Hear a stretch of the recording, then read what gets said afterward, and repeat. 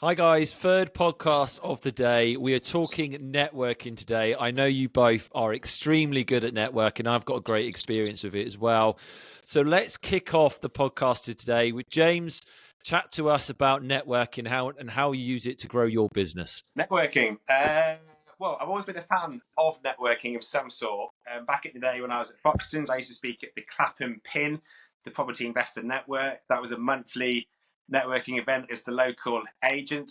That was good. I think any networking, the best networking is the one that you go on a regular basis. I've done a lot of networking, meeting monthly, making contact with people, but I've had the most business and the most referrals from one that I've joined recently, and that's through BNI. I know John, he'll probably kind of come onto it when he started EXP. He was recommended to go to BNI, a networking group, and that is a weekly face-to-face networking group.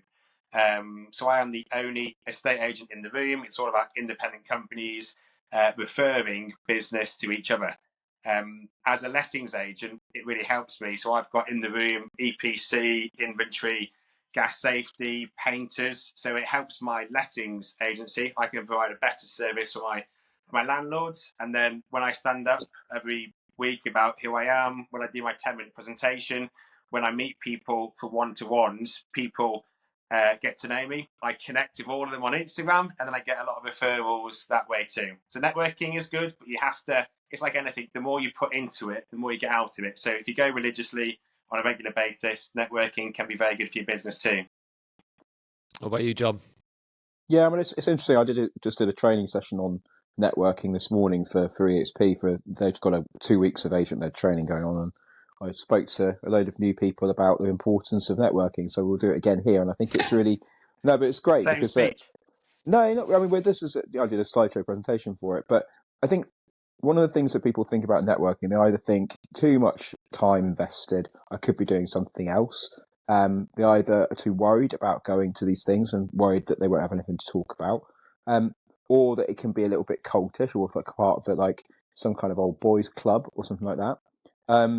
But there's lots of different types of network. I mean, James just touched on BNI, which for me has been absolutely brilliant. I know that there are people out there that have got negative experiences of BNI, but for me, it's been absolutely positive. I'm actually going to become the president of my BNI chapter from April, which I'm very excited about as well. I'm very honoured to be given that privilege to do that. But we can talk about BNI exactly and what it is later on. But I think one of the things to think about networking is we all have our own social network. We all have our own family network. People talk about, you must talk about what you do to everyone that you know. And it's not just about the people that you know, it's about the people that they know. And then that's one of the kind of fundamentals of networking, is that sometimes people think when they go to a group, it's like, what can I get from those people that are there? It's not just about them. And of course, people aren't going to give you the best referrals that they've got just the moment they meet you. You've got to forge relationships. You've got to build up. If I have a referral for one of my friends and family that's, I don't know, let's say they live in Devon and they've got a £2 million house they want to sell. I'm not just going to give it to some random guy in Devon that I might not have any connection with whatsoever, because if that goes wrong, that's going to really have a negative effect on my relationship with that individual because I recommended them.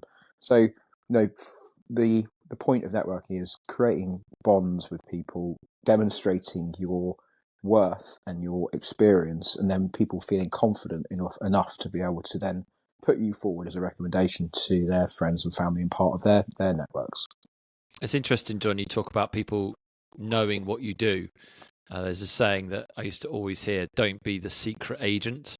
So let everybody know what it is you do. We talk about it in our other podcasts that we've just done in regards to like social media as agents, letting everyone what you do. But obviously that's a big thing about networking.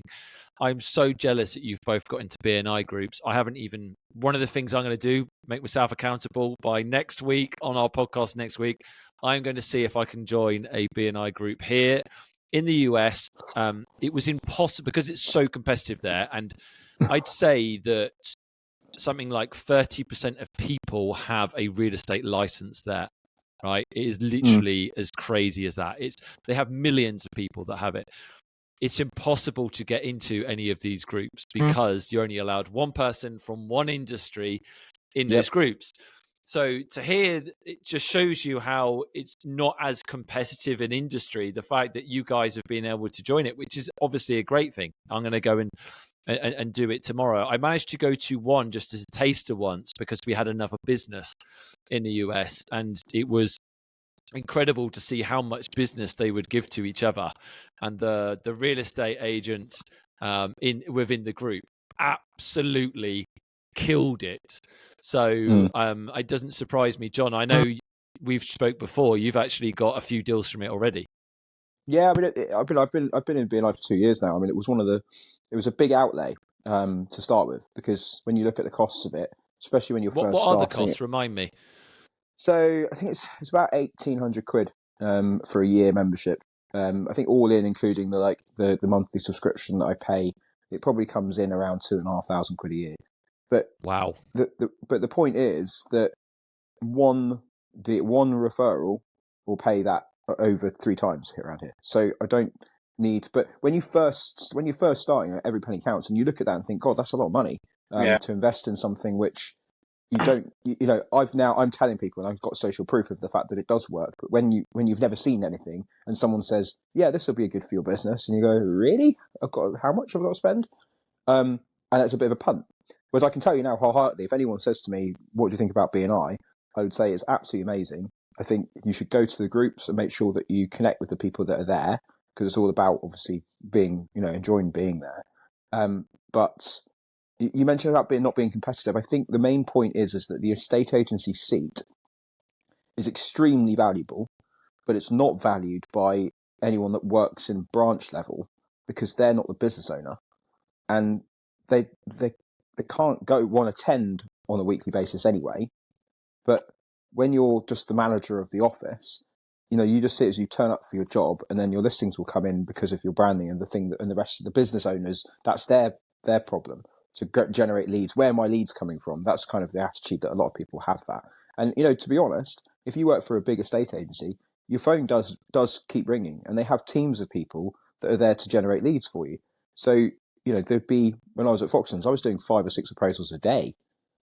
That's crazy. But you did at some point in busy parts of the market. Whereas now, as a self-employed business owner and as a real estate agent, so to speak, use the American terms as a realtor, but I use it a lot because of the connections with the US now.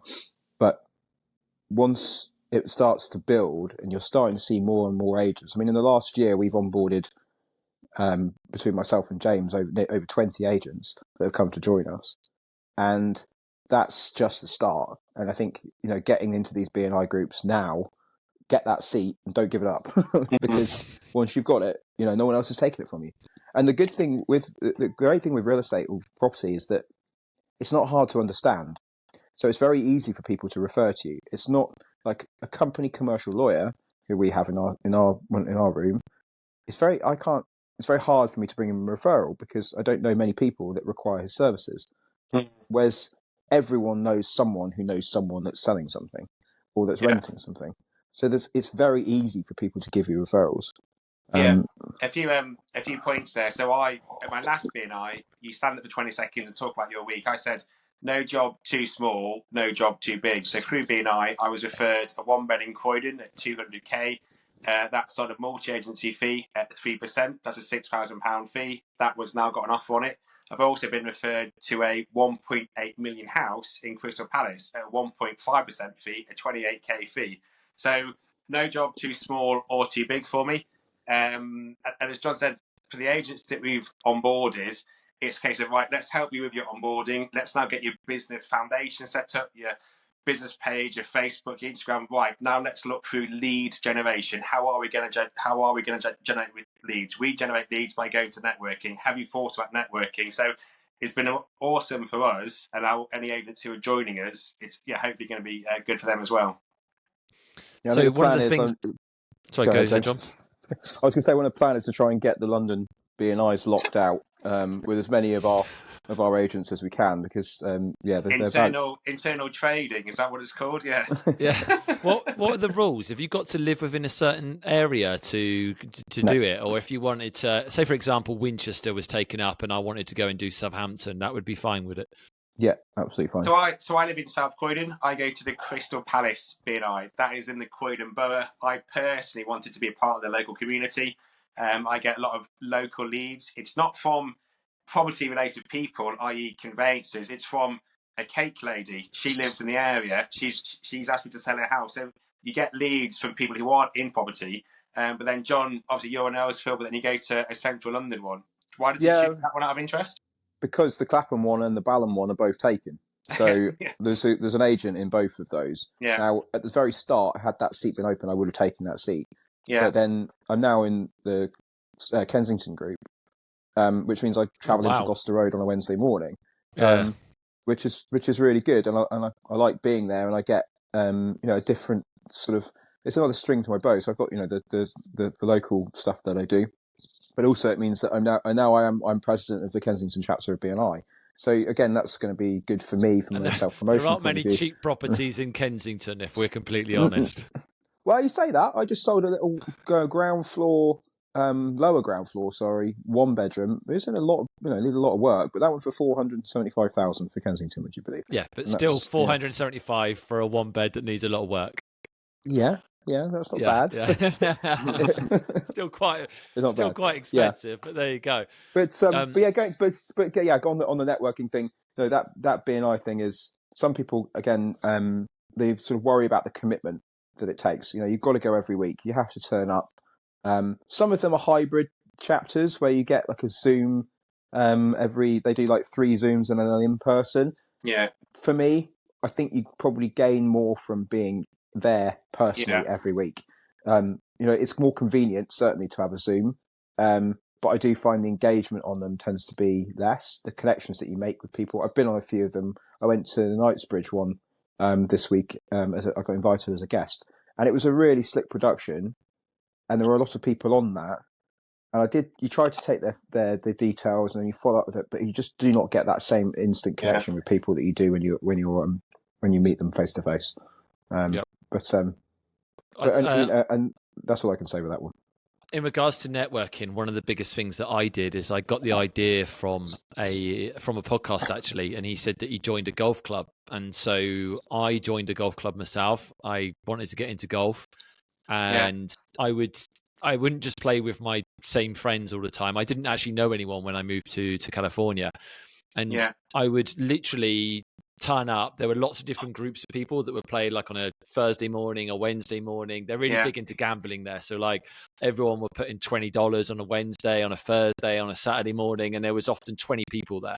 And then you'd be put in different groups. And then they'd also run tournaments, a men's tournament, a mixed tournament. Wow. And I'd probably say I played golf 3 times a week. And my wife would say, "You're not working, you're just going out and playing golf." And I was like, "Trust me. Please just trust me. I will get business out of it." And it probably took me a year, but then I'd probably get 3 deals a year from the golf course. Yeah. Now I was earning probably on average, say 25,000 per transaction. So if I earned 75,000 a year, now golf is expensive in the US. I was paying like, I don't know, probably £300 a month for my golf membership. The amount of balls that you lose as well, James. I've seen your golf. Exactly. But the money I eventually made from it, and I'd go in the bar afterwards. I'd spend an hour in the bar afterwards chatting to them. And my wife was just like, "You're just going out playing golf." And I was like, "Trust me." So, I'm going to be doing that here, making an effort to play with different groups of people and stuff. And so what I always advise people with networking is do what you love doing, but put yourself out there more. So Ryan Serhant, who's an unbelievably successful agent, does $1 Million Listing New York. He talked about how he joined 2 gyms. He loves working out. Gyms. I've heard that, Go to the gym in the morning, and he would deliberately say, "Oh, do you need spotting?" And would deliberately chat to people. And then he'd go to a different gym in the evening. Just to network. So, for example, if you are, someone who likes, playing football or something like that, and you play for a football team, chat to them. And then, maybe sometimes, especially like rugby is a big drinking sport. If you play rugby, go in the bar afterwards, chat to the other people. I always say, if you chat to people especially on a golf course, the amazing thing about a golf course is you've got 4 hours with someone. I'm telling you now, if you spend 4 hours with someone, you will talk about what job you do. Yeah. So and then we talk about in the social media podcast that we did. James, you brought it up in regards to like following them on social media and connecting with them on social media. It's the first thing I would do is I would say, oh, are you on Instagram? It'd be good to follow you on Instagram. Yeah. I don't say follow me on Instagram. Can I follow you? They'll always follow you back. Yeah. So I live in South Croydon. I go down to David Lloyd, Purley. That is my office. People say, where do you work from? I say, well, in the canteen in David Lloyd after tennis and spa. But you have leagues there, so you can enter a different league, and I do that deliberately to meet new people. And then when you're chatting, what do you do? I work in property. When you say that you work in property in a club like that, oh, I've got 15 flats, so I'm a developer. Oh, amazing! So I've had leads that have come through connecting in the spa in David Lloyd. Yeah, you talk about connecting in the spot. Yeah, I've had that when I went skiing. Anything for a deal. My wife was like, "Why did you spend?" Literally, we stayed in this amazing place where there was a pool connected to the room that you were in, and it was during COVID. So it was really cheap. No one wanted to leave their house, and we went skiing. So you would open your door, and there was a swimming pool. And I remember I was in like the hot tub for like 3 hours, and my wife kicked right off. What have you been doing? And I was like, I was chatting to someone who's potentially going to be selling a house down the road from us. It's like 3 million. I was like, I'm trying to make us money here. So it's quite funny. Yeah. You can do deals in the spa. Exactly. Yeah. Yeah, I do think it's hard sometimes, certainly for spouses that aren't involved in the business themselves, that there are things that you do which are important, which look like you're socializing, but are actually, I went to give an example. I spoke about it today in my meeting this morning, but I was in BNI, and there was a guy who was like, "Oh, we're having a lunch in the city on Tuesday. Do you want to come?" And I was umming and ahhing whether I should go because I was really busy at the time. I had a lot going on, and I thought, do you know what? I said to wife, I was like, I'm going to have to go to this because I think it was I had a pickup. That was it. I had to pick up the kids that day. And I did say to myself, I'm really sorry, but I have to go. I want to go to this lunch. I'm going to go to it. And it was a bit like, okay, well, are you working or are you just going for a jolly? But actually turned out when I met the guy, yeah, sort of. But the thing was, is that I ended up chatting to a gentleman there who, started talking to me about his situation. He was getting divorced, and he'd had a few wines, so he was telling me a bit more than probably he would normally have done. But it ended up that he had a £2.8 million house in Barnet, which I didn't get off that conversation, but I chased it up, followed it up. And that's the other point with networking. There's no point going and getting all these things if you don't follow up with it afterwards. But I managed to get that listing, and that's worth nearly 40 grand if that sells. And it's not sold yet. I've had a couple of offers on it, but it's not gone yet. But I only got that listing because I went to that dinner. But I'm certainly going to be asking whether I can join a golf club soon and go play golf 3 times a week. It's actually and get away with that. I'm telling you, it's what you got to do. You got to go to the gym at David Lloyd, have a golf membership, and just get business in the spa and the golf course. Business as well. I think it's a valid point that you mentioned about partners. So we should definitely do a podcast about the understanding and the support of partners in this business, because that's a very valid point that we all kind of go through. I won't come on to it now, but that's definitely a podcast that we should definitely 100%. We should probably even get the wives on it. That would be quite entertaining. We'll see if she will. We'll probably get struck off the podcasting, unfortunately. But another thing that I used to do a lot of, I used to play poker. Actually, at one point, it was part of my income years ago. I saw you were on the WSOP. I saw you got a mention. Yeah, I came up. I got to the top 2 tables in the WSOP event and stuff. I used to play quite a lot, and I started one in my local neighbourhood, a poker evening, and I got invited to a very, very high end one, and there was quite a lot of money involved, more money that I was probably comfortable losing. But luckily, they were all absolutely horrendous at poker. So I actually made money from part of that. But the reason why I say it is because, these guys, just the wine that they were drinking was just extortionate. And they all had businesses and money that was far greater than what I had. And so, but it was enjoyable.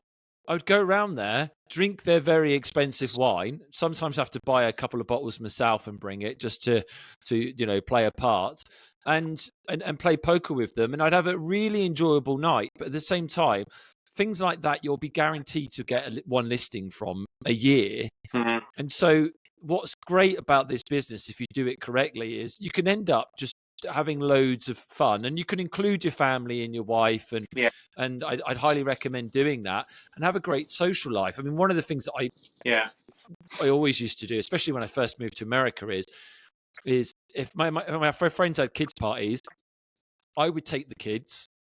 I would stay Mm-hmm. for the whole kids party, and I would chat to all Yeah. of the parents there, and I would just go out of my way to be unbelievably social. And the funny thing is I'm coming back here. I didn't know if I was going to get into real estate or not here, and I haven't made an effort at all to get to know any of the parents at my kids' school really at all, because I actually got a bit sick of doing it too much before. But the truth is now, I'm going to be doing that. I'm going to be making an effort, showing my face, and just putting myself out there. So one of the agents, the network, Daniel Archer, amazing agent, did amazingly well. He has 5 children. So, very active at school gates. He's done amazingly well by just kind of getting himself out there. Yeah, a big name in the community. And that probably comes from, a small part of it is probably, school gates and conversations that happens organically there.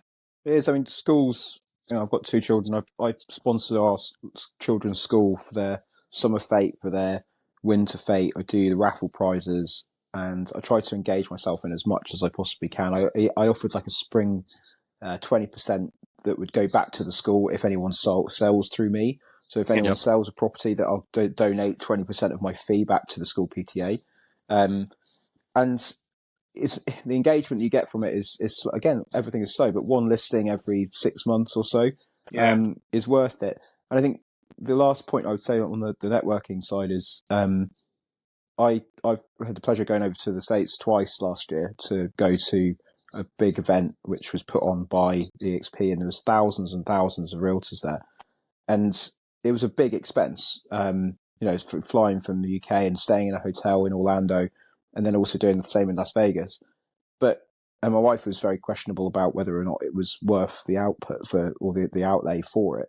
But what I gained from that, not only from a self-development point of view, but certainly the individuals that I met at these events that we went for dinner with and that we met in the lobby and chatted to, that's not a network that's kind of going to give anything back to me like as a listing. But what it did give me back to it is inspiration and mindset and growth and all of these things which you gain from. That's the other side of network. Network is not just about getting a listing and getting business. It's being surrounded by people that you can learn from. So within my BNI group, I've learned so much from other successful business owners on how they've built their businesses, how do they leverage their business, how do they look after themselves, and all these little things which you wouldn't get if you didn't go to those things. That's a really good point, John. I went to a big real estate event in the US when I was with a different brokerage, and they had a big public speaker, and he came on and he said that, talked about the three most important people in your life are the ones that will affect everything. So if you surround yourself with people, a good example, if you surround yourself with people that don't have a job and have no wish to have a job and don't go on holiday and don't have any of the things that we aspire to have, you will be like them. If you have, even if you just have friends that are estate agents that have no ambition and no goals and are very happy to do a 9 to 5 job, make a couple of calls, go home, earn very little commission.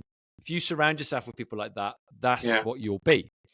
Whereas if you surround yourself with 3 people that are probably doing better than you, who you aspire to be, you will end up being like those people. I always find that if I'm around people and they go on amazing skiing holidays, they've got an amazing house and they've got a great car, I then work harder to try and have that myself as well. So it always helps you. So I think, John, you make a very valid point that networking is not just about getting business, but networking is also about improving yourself as a person and surrounding yourself with people that can help push you.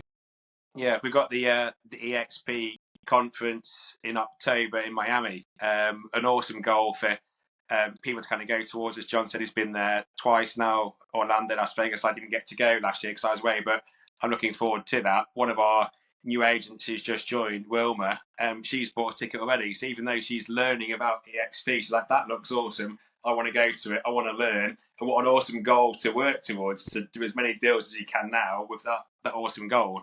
Every time that John goes to those conferences, he comes back on like EXP steroids. It's amazing to kind of get some of his energy. And good on Will for saying, look, I don't know anything about EXP, but I want to go to that. I want to learn. And an awesome goal to work towards too. That's it. If you surround yourself with people that are really successful and your goals then get bigger. Like in the US, we really talk about how many homes you sold. They call it, your GCI, your gross commission. They really make a big deal out of the numbers out there. And so when I started, I remember having a goal of this is how much money I wanted to earn. This is how many homes I wanted to sell, etc. So it's one of those things that if you are around people that only want to sell 2 homes, you'll probably only sell 2 homes. But if you're around people that, even speaking to you guys, it's like I was very successful in the US, but I'm starting from 0 here. And then we were chatting before the podcast in regards to how much you guys were earning. And the funny thing is, we were saying in the US, you shout and scream about it. You shout and scream about success. Whereas in the UK, we're very reserved. And it's really frowned upon to kind of showcase your success. But you guys are earning very, very good money, way more than what you were earning before just as an individual agent. And so now doing this, I am absolutely determined to smash what you've done, because just from an individual point of view, and it will drive me. And even if I fall short, it's still great to have that. And I'm sure we'll push each other along the way. So it's really fantastic to be around successful people. Yeah, it's an interesting take. When any agents that I meet, I show them. I was like, look, I've worked exceptionally hard. I follow the process. I've done this. This is what I've earned. I don't feel comfortable announcing that on social media about the earnings. Maybe that's just my mindset. Maybe I should do that. But then, you kind of say that over in the States, people do that.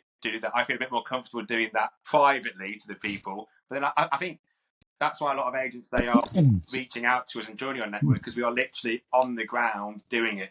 We're not just talking about EXP. EXP is amazing, but we are literally on the ground doing this. If you do that, follow the process, we'll help you collaborate, cross-sell. But maybe I should be a bit more public about the figures. Yeah, I think the trouble that the British mindset has is, one, if you go too much in terms of, I'm not afraid of it at all. I think we should be celebrating success. I think that a guy drives down the road in America in a Ferrari and people congratulate him. Hear people sort of scorn at it and think, how on earth did he get that? I think, we've got the wrong attitude about it. The whole reason people go into sales or in business is to make money, and we shouldn't be afraid of telling people what we've done and what and how we've achieved it.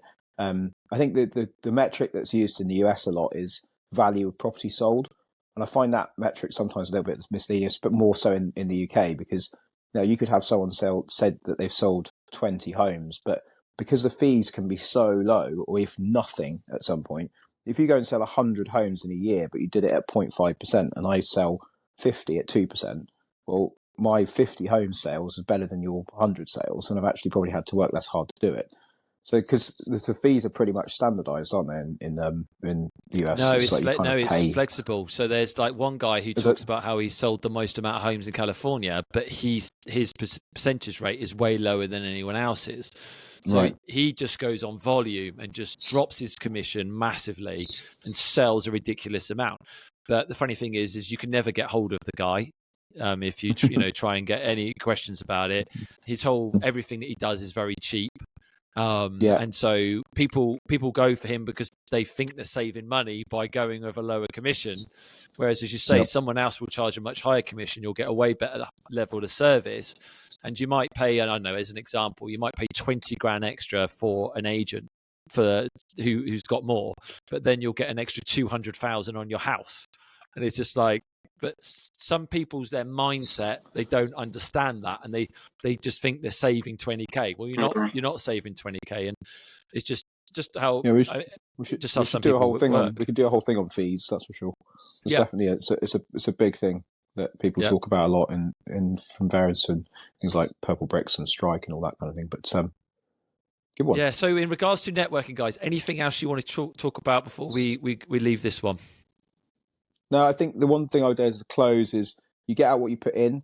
So you've got to invest time into, big thing with BNI is givers gain. You can't just go in about me. It's all you've got to give back to that. People aren't going to give you stuff unless you're shown to be, altruistic in what you're doing. It's not, if you go in there just expecting everyone to give you stuff and also give it time, it doesn't happen overnight. You've got to form relationships and it will take 6 to 12 months of work to start flowing. And then once it does, it will. I'm going to give you a little bit of homework, guys. I listened to a podcast and they talk about what book you should recommend each week. And I don't read books. I listen to Audible books, but I think we should give each other books or Audible books to read. And I'm going to give you both one now because John just mentioned about giving back. There's a really good one which my real estate coach literally banged on about 24/7. It's called The Go Giver. And so I highly recommend that. And basically, it's just about giving back all the time, not worrying about what you get back in return, and just always thinking about other people and how you can help them. Yeah, I'll give that one a go. And then the funny thing is, eventually you will get back a lot in return. So I highly recommend everyone to listen to that book as well. So guys, how do we get in contact with you? If we want to learn more about networking or anything else, how do we get in touch? So Instagram, James Hughes Property. If you just Google me, actually, James Hughes powered by EXP, I shall come up as well. Yep, Google Jonathan Woods Real Estate. I'm on Instagram as the_London_agent, or you can find me on LinkedIn as Jonathan Woods Real Estate. Cool. Best way to follow me is going to be Instagram, JG_EXP. Thanks for coming on, guys. It's been great fun. 3 podcasts in a row. We're all going to be absolutely shattered after that one. And John's also done a presentation this morning as well on networking. So if you like the podcast, please do give it a review. Follow us as well. We're going to work out what topics we're going to be doing over the next few weeks. So if you want us to cover anything, then let us know. And we are always looking for guests to come on the podcast. If you are an expert on any particular guest, then please do let us know. Thanks, guys, for coming on. Really look forward to chatting next week and seeing how we got on over the last week. Sounds good. Take care. Thank you. See you later. Take care, guys. See you later. Bye.